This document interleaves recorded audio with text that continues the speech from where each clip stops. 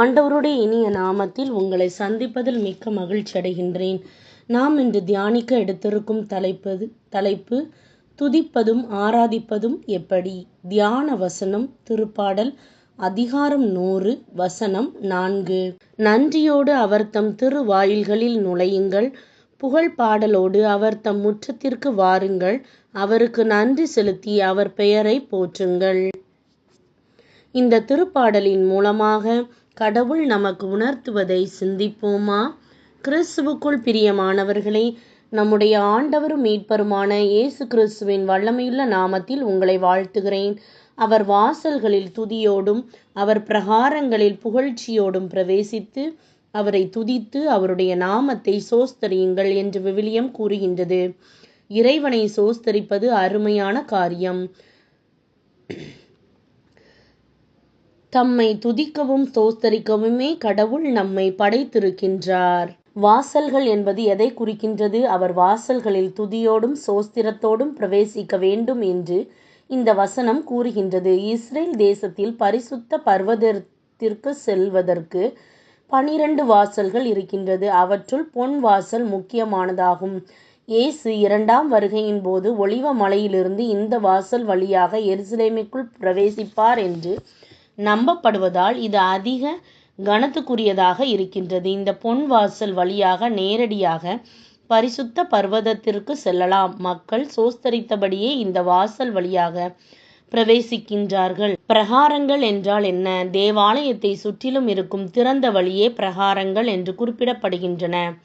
மக்கள் ஒன்றாய் கூடி அவர் வாசல்களில் துதியோடும் அவர் பிரகாரங்களில் புகழ்ச்சியோடும் பிரவேசித்து அவரை துதித்து அவருடைய நாமத்தை தோஸ்தரியுங்கள் என்று வசனத்தை உச்சரிக்கும் இடமே பிரகாரமாகும். இந்த இடம் களிகூறுதலுக்கு உரிய இடமாகும். மக்கள் இங்கே களிகூர்ந்து இறைவனை கொண்டாடுகின்றனர். கடவுளை நாம் எவ்விதமாய் துதிக்க வேண்டும், எவ்விதமாய் அவருக்கு ஆராதனை செய்ய வேண்டும்? முதலாவதாக பரிசுத்த அலங்காரத்தோடே அவரை தொழுது கொள்ள வேண்டும் என்று தியானித்தோம். இரண்டாவதாக ஆவியோடும் உண்மையோடும் அவரை தொழுது கொள்ள வேண்டும் என்று கவனித்தோம். மூன்றாவதாக மேலே உள்ள வசனத்தை மீண்டும் ஒரு முறை வாசித்து பாருங்கள். துதியோடும் புகழ்ச்சியோடும் சோஸ்திரத்தோடும் தொழுது கொள்ளுங்கள். துதி என்பது கர்த்தருடைய குணாதிசயங்களை சொல்லி சொல்லி அவரை மகிமைப்படுத்துவதாகும், அவருடைய நாமத்தை உயர்த்துவதாகும். புகழ்ச்சி என்பது அவர் எப்படிப்பட்டவர் என்பதை குறித்தும் அவருடைய கிருபையை குறித்தும் புகழ்ந்து போற்றுவதாகும். சோஸ்திரம் என்பது கடவுள் நம்முடைய தனிப்பட்ட வாழ்க்கையில் செய்த நன்மைகளை நினைத்து அவருக்கு நன்றி செலுத்துவதாகும்.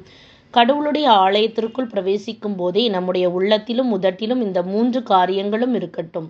அது இறைவனுடைய ஆராதனையின் அபிஷேகத்தை உங்களுக்குள் கொண்டு வருவது மட்டுமல்ல, உங்களை உன்னதத்திற்குரிய உயர் ஸ்தலத்திற்கு கொண்டு சென்று கொண்டே இருக்கும்.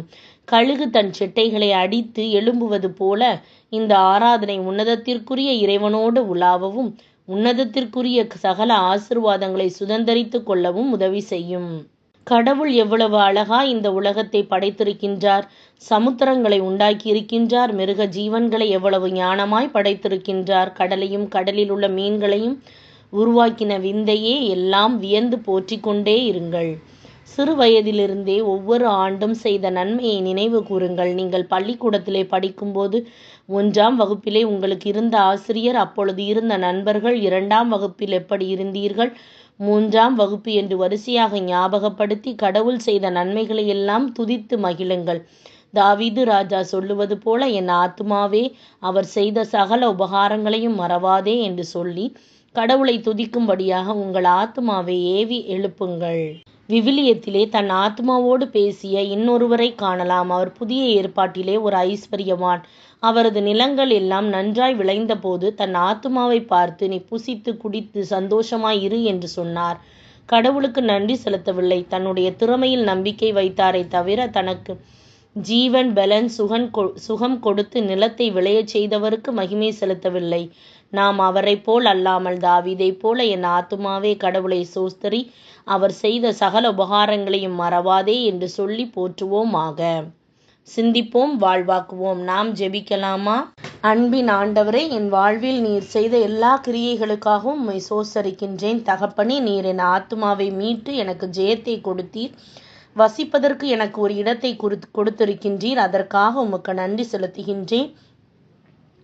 எப்போதும் உம்மை சோஸ்தரித்து துதித்து இருக்கும் இதயத்தை எனக்கு தந்தருளும். தகப்பனே, உமக்கே எல்லா துதியையும் கனத்தையும் செலுத்தி உம்முடைய ஆசீர்வதிக்கும் கரம் என் மேல் அமர வேண்டும் என்று ஜெபிக்கின்றேன்.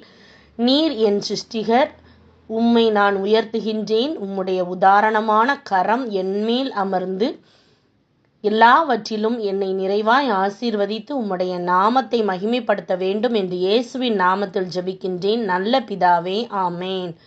இந்த நாள் துதியின் நாளாய் அமைவதாக. Praise the Lord.